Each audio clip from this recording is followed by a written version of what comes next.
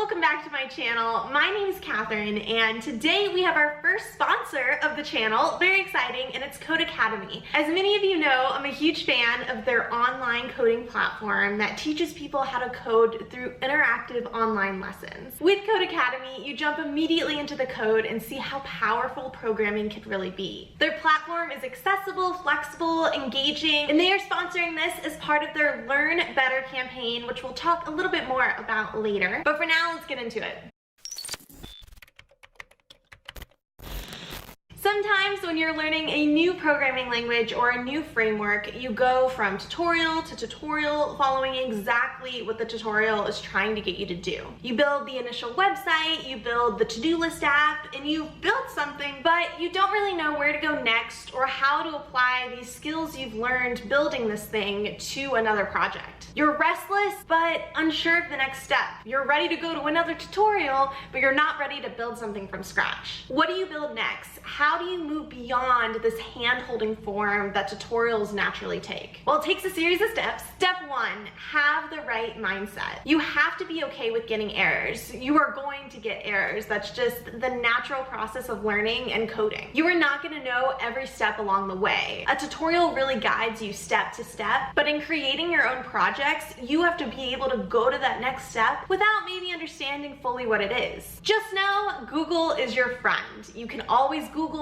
whatever error you're getting, or Google the next step maybe in your process, or whatever you're trying to do. Whenever you run into that error that you're bound to get, you have to be just ready to Google it. With the right mindset, you have to start beginning to think that the error is really a hint to your solution. It's not something that's just holding you back. Once you have the right mindset and you're ready to take on the challenge of building something on your own, you have to think about what you want to build. What's that end product? Programming is often about the how. How do I add a link to this page? How do I make the background red? How do I make a graph that does this thing? When you want to take off your coding training wheels, you have to start thinking about the what and the why. What do you want to build? Why do you want to build it? You have to decide on and understand the requirements of the product you're trying to create. It's answering questions like, do I want to add a link to this page? What do I want the background to look like? Not how do I do it? Whether that end product is a website, an app, a graph, or some output, you have to have a concrete idea of what you're going to build. Once you have that concrete idea, then you can think about how to implement it. Tutorials often focus on exactly how to do something at each step. The step is already defined. This can be helpful in the beginning when you're starting to understand how a library or a language works, like on a basic level, but there is a point where you have to jump away from that in order to grow.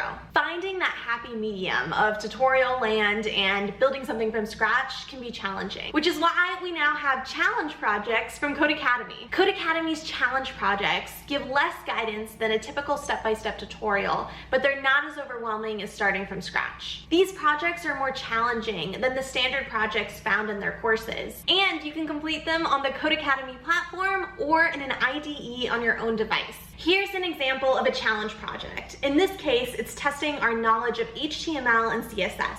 Each project comes with an overview, goal, and setup instructions if you want to build it on your own computer. Then you have project requirements. These are open-ended and don't walk you through how to do something step by step. They define the open-ended what. For example, requirement 4 says your site should utilize a custom color scheme.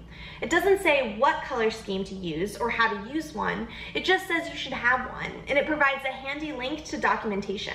A challenge project is almost like something a potential client might give you, but the client is giving you a lot of creative freedom. The requirements also remind you of different tools you have in your toolbox to create an end product. Challenge projects are available with Codecademy Pro, which requires an additional subscription fee, but with promo code LEARNBETTER, you can get 25% off annual plans. I highly recommend getting an annual membership so that you can commit to learning throughout the year.